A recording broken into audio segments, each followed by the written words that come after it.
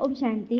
आज प्यारे मीठे बाबा की मुरली मंथन की डेट है 26 जून 2025। तो आज मीठे बाबा अपने बच्चों से कह रहे हैं, अभी तुम्हें निंदा, स्तुति, मान, अपमान, दुख, सुख सब कुछ सहन करना है। तुम्हारे सुख के दिन अब समीप आ रहे हैं। सुना भगवान हमसे क्या कह रहे हैं? निंदा, स्तुति, मान, अपमान, सुख, दुख सब कुछ सहन करना है। पता है क्यों? क्योंकि ये सब हमारे ही खाते हैं, हिसाब किताब है। तो फिर सहन कौन करेगा? सुख के दिन समीप आ रहे हैं, अर्थात ईश्वर के हम नजदीक आ रहे हैं। सत्युग स्वर्ग नजदीक आ रहा है। हाँ, पता है ना कि शरीर को ही नहीं बल्कि अपने शब्दों को भी सुंदर रखिए, क्योंकि लोग आपकी शक्ल चाहे भूल भी जाए लेकिन शब्दों को नहीं भूलते। इसीलिए भले कोई आपसे कुछ कैसा भी कहे, लेकिन आप अच्छा बोलिए, आप अच्छा सोचिए, आप अच्छी रचना कीजिए। कहते हैं ना, परिस्थितियां कैसी भी हो, प्रतिकूल हो चाहे अनुकूल हो, उनमें डूबो मत, उनका उपयोग करो, खो मत जाओ उनमें। मनुष्य अनुकूलता को तो चाहता है पर प्रतिकूलता नहीं चाहता, मतलब मेरे अपोजिट कुछ हो वो नहीं चाहता। यह उसकी कायरता है। अनुकूलता को चाहना ही खास बंधन है, इसके सिवाय और कोई बंधन ही नहीं है। इस चाह को मिटाने के लिए स्वयं भगवान बहुत प्यार और स्नेह से हमें प्रतिकूलता भेजते हैं, परिस्थितियां ईश्वर भेजते हैं ताकि हम हर हाल में मजबूत बने। अब कोई बच्चे हैं, राजा घर में पैदा लिया है, उसने कभी कुछ नेगेटिव चीजें, दुख की चीजें उसने महसूस ही नहीं किया, किसी ने उसको किसी चीज के लिए टोका ही नहीं, मना ही नहीं किया, तो उसका जीवन कैसा होगा? वो अगर घर से बाहर एक कदम भी रखेगा, कोई उसे कुछ बोल देगा, वो तो एकदम पीड़ा में डूब जाएगा। हाँ, कोई उसकी बात को मना कर दे, उस पर कोई इल्जाम लगा दे, फिर देखिए उसका क्या हाल होगा। तो इसीलिए ईश्वर हमारे पास भेजते हैं ताकि हम हर परिस्थिति में समान रहे। हाँ, कहते हैं ना, पीड़ा एक संकेत है कि तुम जीवित हो, समस्या एक संकेत है कि तुम मजबूत हो, और प्रार्थना एक संकेत है कि तुम अकेले नहीं हो। तो ईश्वर हमारे साथ है जो सब कुछ अच्छा करेंगे। सुना? तो स्वयं भगवान बोले तो उनकी बात तो सहना है ना, मानना है ना। प्रश्न है, बाबा अपने ब्राह्मण बच्चों को कौन सी एक वार्निंग देते हैं? भगवान अपने बच्चों को कौन सी वार्निंग देते हैं? बाबा कहते हैं, बच्चे कभी भी पिता से रूठना नहीं, अर्थात ज्ञान से मत रूठना, उसके विमुख मत होना, श्रीमत का उल्लंघन मत करना। अगर उससे रूठेंगे तो अपनी सदगति से भी रूठ जाएंगे, अच्छे कर्मों से भी रूठ जाएंगे। रूठने वाले को फिर बड़ी कड़ी सजा मिलेगी। आपस में या ब्राह्मणी से अगर रूठे तो फूल बनते बनते कांटा बन जाएंगे, इसलिए बहुत बहुत खबरदार रहो। सुन लिया? किसी से भी रूठे फूले तो क्या होगा? फूल बनते बनते कांटा बन जाएंगे। हाँ, और कहते हैं ना, सत्य का पहला स्वागत विरोध से ही होता है। स्वयं को अच्छा बना लीजिए, दुनिया से एक बुरा व्यक्ति कम हो जाएगा। यदि जीवन में लोकप्रिय होना है तो क्या करना पड़ेगा? सबसे ज्यादा शब्द आप वर्ड यूज कीजिए, आप दूसरे को मान दीजिए। उसके बाद हम शब्द, हम लोग। उसके बाद सबसे कम से कम शब्द मैं का उपयोग कीजिए। दूसरों के दोषों में तो हम पीएचडी करने में बेहतर है कि तो हम खुद की मानसिकता पर केवल ग्रेजुएशन ही कर ले, तो भविष्य को ज्यादा चिंतन करने के बजाय वर्तमान में हम समर्थ रहने का प्रयास करेंगे। कुछ चीजें निकट आने पर बिना मांगे ही मिल जाती है, जैसे अग्नि से गर्माहट, बर्फ से शीतलता और फूल से सुगंध। इसलिए ईश्वर से भी कुछ मत मांगिए, बस निकटता बढ़ाइए, बस उनकी श्रीमत पे चलिए, तो सब कुछ बिन मांगे मिलेगा। सुना? तो इसलिए तो भगवान हमसे कहते हो, गीत बहुत सुंदर है, धीरज धर मनवा, अर्थात आत्मा, तुम्हारे सुख के दिन आए कि आए। अब भगवान कह रहे हैं तो उस पर तो विश्वास कीजिए। ओम शांति। मीठे मीठे बच्चों ने गीत के बोल सुने? तुम बच्चों के जो भी जन्म जन्मांतर के दुख है वो सब दूर होने वाले हैं। हाँ, तुम जानते हो तुम्हारे दुख का पाठ पूरा होता है, सुख का पाठ शुरू होगा। जो पूरी रीति नहीं जानते वही किसी न किसी दुख में आज भी फंसे रहते हैं। और कहते हैं ना, चाहे आप जितनी भी अच्छी बातें पढ़ लो या बोल लो, वो आपका क्या भला करेंगे? सरकार कहते हैं, जब तक आप आचरण यानी उपयोग में लेते नहीं तो कैसे फायदा होगा? और जिंदगी में कोई विराम का बटन नहीं होता, सपनों की कोई अंतिम तारीख नहीं होती, और मृत्यु में कोई अवकाश नहीं होता। इसलिए अपनी जिंदगी का कोई भी क्षण व्यर्थ नहीं जाने देना है, क्योंकि एक क्षण भी एक वर्ष के समान है। इसे तो बाबा कहते हैं कि पुरुषार्थ कर लो। तुम बच्चों को मैं कोई तकलीफ तो देता ही नहीं है। अच्छे काम में हमेशा विघ्न पड़ते हैं, ये तो पता है। लेकिन जो अच्छे मजबूत होते हैं ना, वो किसी बात की फिक्र नहीं करते। हाँ, और हाँ, जो मधुबन जाते, बाबा ने मधुबन के बारे में बोला, मधुबन जो गए होंगे तो तुम्हारी यह भी एक यात्रा है। तुम कहेंगे बेहद के बाबा के पास जाते हैं जो सबके दुख हरने वाले हैं। आजकल देखो मधुबन में कितनी भीड़ है। हाँ, ये भी बाबा जानते हैं भीड़ भाड़ में तो थोड़ी सी कमी बेसी होती है, तो जो कच्चे होंगे वह कुछ सहन नहीं कर सकते।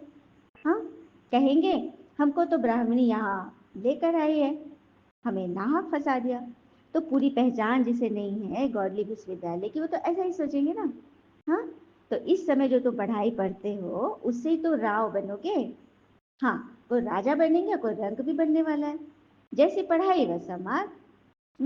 लेकिन यहाँ के रंग और राव में, राजा में, और वहाँ के रंग और राजा में, सत्युग में रात दिन का फर्क होता है। यहाँ के राव भी दुखी है तो रंग भी दुखी है, लेकिन सत्युग में राजा भी सुखी और प्रजा भी सुखी, क्योंकि वो है ही हाँ निर्विकारी दुनिया, जहाँ विकार का नामो निशान नहीं है। अभी तुम यहाँ फूल बनने के लिए आए हो, महसूस करते हो ना, बरोबर हम कांटे से फूल बन रहे हैं तो फूल जरूर बनना है। कोई भी संशय न हो कि फलाना यह करते, ये ऐसे है वह वैसे हैं, बस रूठ कर जाके बैठ जाते हैं। इसलिए बाबा कहते हैं किसी से रूठ रहने की। बाबा वार्निंग देते हैं इसकी सजाएं बहुत कड़ी है, व्यर्थ बातों में तो फंसना ही नहीं है। और पढ़ाई कभी छोड़नी नहीं है, क्योंकि इस पढ़ाई से तुम मनुष्य देवता बनते हो। ऐसे ऊंचे ऊंचे बाबा के पास तुम मिलने आते हो। हाँ, सत्युग में एक आदि सनातन देवी देवता धर्म था। किसको क्या पता सत्युग आदि में क्या था। यह है पुरुषोत्तम संगम युग। बहुत बच्चियां हैं जो कुछ समझती नहीं है, भक्ति मार्ग में सब गिरे हुए हैं, जिनके ज्ञान बुद्धि में बैठ ही नहीं सके। आदत पड़ी हुई ना, कहते हैं भगवान क्या नहीं कर सकते, मरे हुए को भी जिंदा करते हैं। तो बाबा इस पे कहते हैं मैं क्यों मुर्दे को जिंदा करूंगा। अगर किसी एक घर में मैंने मुर्दे को जिंदा किया तो क्या अगला घर खड़ा नहीं हो जाएगा। तो फिर मृत्यु नहीं होगी तो फिर जीवन कैसे होगा। तो यहाँ पर मुर्दे को जिंदा वाली ये बात है, मुर्दे जैसे मन को ज्ञान की घृत से भगवान उसे इतना जीवित कर देते हैं, इतना ज्यादा जिंदा दिल बना देते हैं कि उनकी बातें सुनकर, उनको समझकर, उनको फील करके अनेकों का कल्याण हो जाता है। यह है मुर्दे जैसे जीवन में, मुर्दे जैसे मनुष्य में जीवन दे देना। ठीक है, तो तुम बच्चे जानते हो ऊंच ऊंच पतित पावन बाबा है। मनुष्य महिमा बहल गाते हैं परंतु अर्थ नहीं समझते। भारत कितना साहूकार था, भारत स्वर्ग है, वंडर ऑफ वर्ल्ड था, लेकिन अभी क्या हाल हो गई है। इसलिए तो भगवान का आना पड़ा। देखिए सबसे पहले ना मनुष्य तो गिरे ही है, नीचे गिरे ही है, मन सबका गिर गया, क्योंकि मन गिरा तो फिर मनुष्य भी गिरा। तभी तो भगवान आके सबसे पहले मन को उठा रहे हैं। बेहद का बाबा बच्चों से पूछते हैं, बच्चे हम तुमको इतना साहूकार बना कर गए थे, फिर तुम्हारी दुर्गति कैसे हो गई। पर तो सुनते ऐसे हैं जैसे कुछ समझते ही नहीं। हाँ, तो बाबा का काम है ना पूछना, क्योंकि बाबा ने इतना भरपूर करके गए थे हमें सत्युग स्वर्ग में, हीरे जवाहर के हमारे महल थे और हमने कहाँ लुटा दिया सब। इसे तो बाबा को आकर के हमें फिर से समझाना पड़ा, याद दिलाना पड़ा कि तुम वही वंडरफुल पाठधारी थे, सत्युग के आदि युग के थे। और बाबा अभी कह रहे कि मैं तो कालों का काल हूँ, एक धर्म की स्थापना और बाकी सभी धर्मों को अंत कर इस ज्ञान अग्नि स्वाहा होते हैं। क्योंकि सत्युग में कोई धर्म नहीं होता, वहाँ एक धर्म है, देवी देवता धर्म है, सनातन धर्म है, वहाँ कोई और धर्म नहीं होते।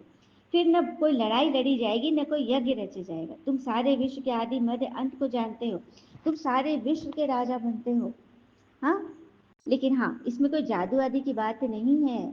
तो बाबा को सुनाने से झट तुमको सावधानी मिलेगी। मतलब कोई विघ्न भी आया, कोई प्रॉब्लम है, समस्या है, कोई हलचल है, कोई तकलीफ है, तो बाबा को सुनाना है, मन ही मन बाबा से योग करना है, क्योंकि वो तो वैद्यनाथ है ना, आत्मा का सर्जन है, रूहानी वैद्य।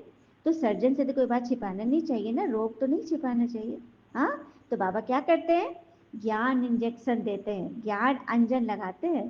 हाँ, जिससे हमारी आंखों की जो दृष्टि वृत्ति है ना बिल्कुल चेंज हो जाती है, शुद्ध हो जाती है, पवित्र हो जाती है। हाँ, और आंख के हम क्या बनते हैं, त्रिनेत्री बन जाते, ज्ञान का तीसरा नेत्र मिल जाता। नेत्र पर एक सुंदर सी बात बताना चाहूंगी। एक बार एक व्यक्ति बस के ऊपर वाले या ट्रेन में थर्ड एसी था, ऊपर वाले बर्थ में एक अमीर आदमी लेटा हुआ था और उसके बीच में और नीचे होंगे आदमी। तो नीचे एक भिखारी आया और वो अंधा था, तो वो हाँ मांग रहा था अपना कटोरे, खनखना रहा था पैसे दो। तो ऊपर वाले सेठ ने बीच वाले को पैसे दिए कि जाओ उस भिखारी को दे दो। तो उसने भिखारी के दाने में डाल दिया। अब भिखारी लगा उसको पूरा आशीर्वाद देने वाले। तो सबसे नीचे वाला था ना, उसने कहा कि ओ ये तुमको इस व्यक्ति ने नहीं दिया, बीच वाले ने, ऊपर वाले ने दिया है। तो वो तो बोलता कि मैं अंधा हूं ना, लेकिन रब तो अंधा नहीं है, मैंने दुआ नहीं दिया लेकिन भगवान ने उनको दुआ देंगे। तो करनी कभी भी पीछे नहीं रहती, उसका फल तो ईश्वर देते ही देते हैं। अच्छा, मीठे बच्चों प्रति भगवान की नमस्ते, हम बच्चों के भी प्यारे बाबा को नमस्ते। धारणा के लिए मुख्य पॉइंट, पहली पॉइंट है सार की, किसी भी कारण से पढ़ाई नहीं छोड़नी है। सजाएं बहुत कड़ी है, उनसे बचने के लिए सब संग विकारी संग तोड़, व्यर्थ की बातों से छोड़, भगवान को याद करना है, रूठना तो नहीं है। दूसरी पर ज्ञान इंजेक्शन व अंजन देने वाले एक बाबा है, उस अविनाशी सर्जन से कोई बात छिपानी नहीं है। बाबा को सुनाने से झट सावधानी मिल जाएगी। वरदान है, तन की तंदुरुस्ती, मन की खुशी और धन की समृद्धि द्वारा श्रेष्ठ भाग्यवान भव। तन की तंदुरुस्ती, मन की दुरुस्ती, खुशी और धन की समृद्धि द्वारा श्रेष्ठ भाग्यवान कैसे बनेंगे? तो संगम युग पर सदा स्व में स्थित रहने से तन का कर्म भोग सूली से कांटा बन जाता है। स्व में स्थित अर्थात स्व अर्थात आत्मा, अपना मन, उसमें स्थित रहिए। मन जीत जगत जीत, उस अवस्था में रहेंगे ना तो कर्म भोग जो भी आने वाला था, जैसे सूली लगने वाला था, फांसी लगने वाला था, लेकिन वो बस एक मात्र कांटे की चुभन होकर रह जाएगा, सारा कर्म भोग खत्म हो जाएगा। तन का रोग ऐसे ही मिट जाएगा, आप सदा स्वस्थ हो जाओगे, है ना। और कहते हैं ना, जब हमारा हार्ट चक्र ब्लॉक होता है, समझिएगा इस चीज को, जब हमारा हृदय चक्र ब्लॉक होता है तभी हम, कोई अच्छी बात को बोल रहा है, कोई अच्छा सुना रहा है, कोई मेरे प्रति शुभ भावना रख, लेकिन हम हमारे तक पहुंच नहीं पा रहा है क्योंकि मेरा हृदय चक्र ब्लॉक है। पता है, ये ज्ञान हमारे हृदय चक्र को भी खोल देता है, जिससे हमें हर अच्छी बातें, हर सच्चे लोग, हर कुछ अच्छी अच्छी चीजें प्रकृति से, हर एक तरह से ना हमें वो खींच होती है। तो हर चक्र को हमेशा खुला हुआ रखिए, तो व्यर्थ बातें अंदर नहीं जाएगी। तो हो गए ना, मन दुरुस्त तो तन भी दुरुस्त। और हार्ट अगर सीखे तो कभी इसको क्या होगा, हार्ट अटैक नहीं होगा। और कल की अवतार जो पापा ने लेखा दादा के रूप में लिया, इसका मतलब कल के अवतार, कलह कलेश कितने सारे लगे ब्रह्मा पिता को। उसके पहले राजाई ठाट बाट थी, लेकिन जब शिव बाबा की प्रवेशता हुई तो ऑल टाइम कालिक, इतने कालिक लगे, इतने कलंक लगे कि बात मत पूछो। और देखो ब्रह्मा पिता का कितना नाम है, इसलिए कलंक से घबराना नहीं है। हाँ, बिल्कुल नहीं घबराना है। आप आगे बढ़ रहे हो तो फिर ये सब तो पीछा करेंगे ही ना। हाँ, और सृष्टि को बदलने की चिंता बाबा को ही करने दो। हाँ, हर एक के अपने कर्म के खाते हैं, हमें तो बस बाबा की बात पर चलना है। सृष्टि की चिंता तो नहीं करे और अपनी चिंता करे, स्व की चिंता, है ना। तो होली हंस बनेंगे और श्रेष्ठ भाग्यवान बनने का वरदान मिल जाएगा। स्लोगन है, याद और सेवा दोनों का बैलेंस ही डबल लॉक है। याद और सेवा दोनों का बैलेंस ही डबल लॉक है। अब एक इशारे बाबा फिर से कहते हैं, अंतर्मुखी बनो, देह के स्वरूप की स्मृति अभी तक नेचुरल रही है, अब आत्मिक स्वरूप की स्मृति में नेचुरल बनो। पहला पार्ट कंप्लीट करो तो सारे कंप्लेन समाप्त हो जाएंगे। अच्छा, ओम शांति। और कहते हैं ना, ईश्वर ने तुमसे कभी कुछ नहीं मांगा, न व्रत, न धूप, न फल, न फूल। उसने तो बस यही चाहा कि तुम बस वैसे बन जाओ जैसे रहते थे तुम मूल रूप में, अर्थात मूल वतन में जिस रूप में रहते थे, निर्मल, विनम्र, सहज, निर्दोष, निश्चित, खुश मिजाज। ओम शांति। शुक्रिया बाबा, शुक्रिया बाबा के प्यारे प्यारे बच्चे। और एक बात और बताऊंगी, किसी ने क्या खूब कहा है, किताबों से सीखो तो नींद उड़ जाती है। किताब पढ़ो तो, किताबों से सीखो तो नींद आती है, और अगर जिंदगी से सीखो तो नींद उड़ जाती है। ठीक है, लेकिन अगर ज्ञान से सीखो तो नींद बराबर आएगी। जब आनी है तभी आएगी और चैन की नींद आएगी। ओम शांति। शुक्रिया बाबा, शुक्रिया बाबा के प्यारे प्यारे बच्चे। आप सबका जीवन सदैव सुख शांति समृद्धि सफलता संतुष्टता सदा भरपूर रहे और भरपूर करे। ओम शांति बाबा, ओम शांति।